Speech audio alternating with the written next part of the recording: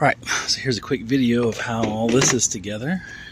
See that spring, that's around that thing. We've got our, so we'll have to disconnect that, let's pop that off. Pop that steering off, and all these bolts. Not sure about these things, we'll see. I bet this is connected right back there too. Yep, just a clamp. I think that's hopefully that's pretty straightforward. Got more crap down there, oh, those are those bolts.